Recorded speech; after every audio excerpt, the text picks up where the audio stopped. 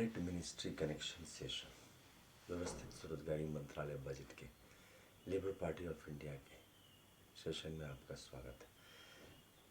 Direct ministry budget connection स्वरोजगारी सरकारी नौकरी लाता है।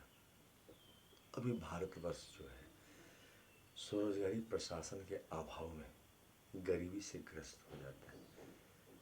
कारण क्या है कि यहाँ पर आपको रोजगार का अभाव हमेशा रहता है, पैसे की कमी नहीं है, अनइक्वल डिस्ट्रीब्यूशन ऑफ प्रॉपर्टी है। अगर आप टैक्स बढ़ाते हैं तो उधर आपको रिच नाराज हो जाते हैं। यहाँ पर सीधा मंत्रालय संपर्क ऐसी व्यवस्था है जो अमीर और गरीब कहीं पर भी विभेद नहीं करता है।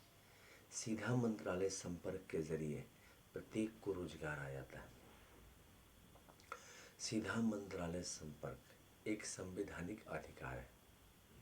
अभी हम लोग सिर्फ इलेक्शन में वोट दे देते हैं और उसके बाद 5 साल के लिए हमें भूलना पड़ता है, क्योंकि जब कोई भी एमपी एमएलए पार्लियामेंट और एम जाते हैं उसके बाद 5 साल तक कोई एग्ज़ाम नहीं होना है, साथ साथ कोई भी पैसे के बारे में कोई जिक्र नहीं करना है। लेकिन सीधा मंत्रालय संपर्क के जो जनप्रतिनिधि होंगे labour party office of the India के साथ जो काम कर रहे हैं, आपको प्रत्येक महीना फिस्कल क्रेडिट सैलरी देंगे, लेकिन इसके लिए बहुमत चाहिए। और ये व्यवस्था कहा जाता है 100 आय 100 काम 100 मत 100 आस्था 100 शिक्षा प्रमाण पत्र प्रत्येक महीना दिखाने का। इसके ज़रिए फिस्कल क्रेडिट टेबल जैसे रेलवे टेबल होता है वैसे ही होता है, और एक साख दी जाती है और 56 आवर का वर्क लिया जाता है। और अगर प्रत्येक दिन देखा जाए तो 1 घंटा 8 मिनट का काम, और अगर मंथली देखा जाए तो 56 आवर का काम हुआ। जो क्वालिफिकेशन का जो मेजरमेंट है वो इस प्रकार है। इलिटरेट 165 रुपया, सैलरी 2500 रुपया, और उस पर 56 आवर का काम according to qualification, age, gender, ability, disability. इसमें 2 लोग डिसाइड करते हैं, एक आपको केंद्र सरकार राज्य सरकार, और दूसरा उसके प्रतिनिधि वहाँ पर जो ब्रांच में बैठते हैं तत्काल में ही वो काम का सेटिंग कर देते हैं। और इस प्रकार से आपको जो है संवैधानिक तौर पर आपको डॉक्यूमेंट मिल जाता है और उससे आप काम कर सकते हैं। ऑब्जेक्शन के लिए व्यवस्थित OSM भी है, कोर्ट भी है। कोई भी काम ऐसा दिया गया जो कि आपको पसंद नहीं है तो आप ऑब्जेक्ट कर सकते हैं। इस प्रकार से जैसे ही आप अक्षर ज्ञाता है, जैसे ABCD, तो 180 रुपया सैलरी, 2750 रुपया। फॉर 5th पास है तो 250 रुपया सैलरी आपका हो गया। सैलरी आपका हो गया 3500 रुपया। उसके बाद हो गया 8th पास का है 300 रुपया सैलरी, हो गया 4500 रुपया। 10th पास का है 375 रुपया सैलरी, हो गया आपका 5500 रुपया। और 12th पास का हो गया 430 रुपया सैलरी, हो गया 6500 रुपया। ग्रेजुएशन का हो गया 500 रुपया सैलरी, हो गया 7500 रुपया। पोस्ट ग्रेजुएट का हो गया 560 रुपया सैलरी, हो गया 8500 रुपया। MPhil का हो गया 620 रुपया सैलरी, हो गया आपका 9,500 रुपया। और डिलेट का हो गया 680 रुपया सैलरी, हो गया 10,500 रुपया। और PhD का हो गया 750 रुपया और सैलरी हो गया 11,500 रुपया। इसके अलावा 10 MA डिग्री पर 50,000 रुपये प्लस 56 आवर मंथली वर्क करते रहना है। 20 MA डिग्री पर 1 लाख रुपये प्लस 56 आवर वर्क करने रहना है। और 30 MA डिग्री पर 1,50,000 रुपया और 56 आवर वर्क करते रहना है। प्लस आप प्राइवेट सेक्टर में काम करते हैं, मतलब डबल सैलरी व्यवस्था को लेकर चला गया है। Full focus. आप ये कहेंगे कि पैसे का कैसा क्या है, तो पैसे का ये है कि एनुअल बजट जैसे इंतज़ाम कर रहा है, रेलवे बजट जैसे इंतज़ाम कर रहा है, और जो भी टैक्स दिया जा रहा है उसको कलेक्ट कर लिया जाता है और उसी से फिर आपको व्यवस्था कराई जाती है सेल्फ एम्प्लॉयमेंट गवर्नमेंट इंस्टीट्यूट के ज़रिए, ट्रेनिंग के ज़रिए। इसके अलावा 90% आपका कैसे हो जाता है, क्रेडिट हो जाता है, इसलिए क्योंकि आपका जो व्यवस्थित स्वरोजगारी मंत्रालय बजट का जो एक्ट, उसके तहत 5 करोड़ से ऊपर ब्रांच बनते हैं और 150 करोड़ आदमी इसमें संलग्न हो जाते हैं। अब जो ट्रांसफ़र होता है वो अपने आप सर्कुलेशन में ही आ जाता है। इस प्रकार से ये व्यवस्था जो है आपको हर एक को स्वरोजगारी सरकारी नौकरी देता है रेगुलर, मिनिमम 2500 की सैलरी और मैक्सिमम 1.5 लाख तक आदमी पहुंच जाता है, प्लस प्राइवेट सेक्टर। तो प्राइवेट सेक्टर का सैलरी का ये है कि अगर देखा जाए organise self employment ministry budget के अंदाज से, तो आपका एम्प्लॉयमेंट इक्विलिब्रियम पॉइंट बनाया गया है। तो आपको 30% आबादी जो है 50,000 से ऊपर पर मंथ इन कैश कमा रही है, जिसमें से 50% गवर्नमेंट सर्वेंट है और 50% आपको प्राइवेट सेक्टर के सर्वेंट है। तो दोनों मिलाकर आपको इसको बनाया गया है प्रीएम्बल वाइज ऑर्गेनाइज्ड एम्प्लॉयड 50,000 से ऊपर। उसके बाद जितने भी हैं भारतवर्ष में 70% आबादी 150 करोड़ में, वो हो गया आपको 50,000 से नीचे इन कैश कमाने वाले। प्रॉब्लम जो आर्थिक संकट का, आर्थिक गुलामी का है, वो वहाँ पर है। यहाँ पर के लोग अनऑर्गेनाइज जॉबलेस ग्रोथ और जो है कैजुअलाइजेशन के शिकार हैं। आर्थिक रूप से इकोनॉमिक स्लोडाउन है, कहीं कोई ग्रोथ नहीं है।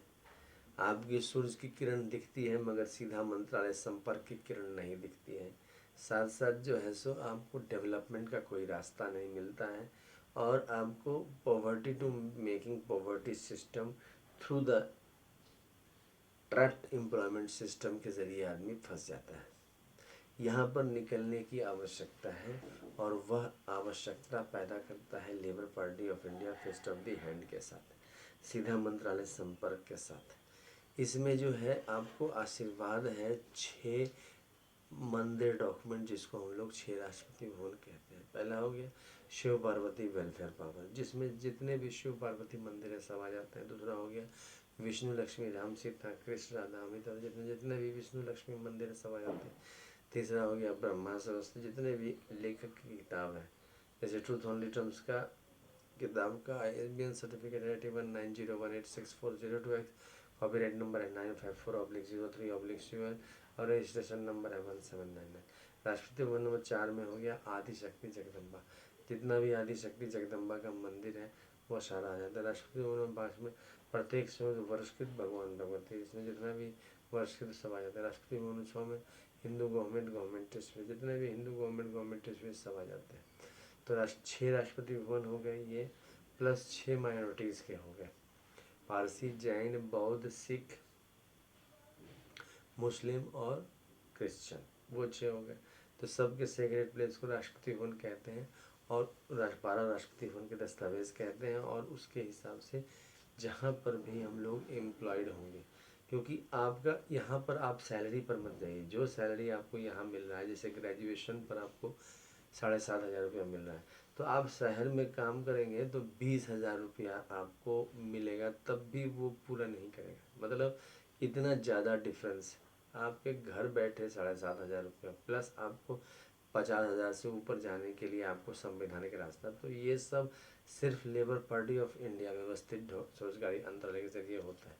इसके अलावा आपका जो है किताब है ट्रूथ ऑन रिटर्म्स किताब है, ये अमितेश्वर झा, अमित कुमार झा द्वारा लिखा गया है और ओम नमः शिवाय पब्लिकेशन प्रेस मैगजीन द्वारा छापा गया है। इस किताब के ज़रिए आपको जो है संदेश दिया गया है स्वरोजगारी अपनाने का। तो इसकी कीमत है 651 रुपये। ज़रूर खरीदें इसको।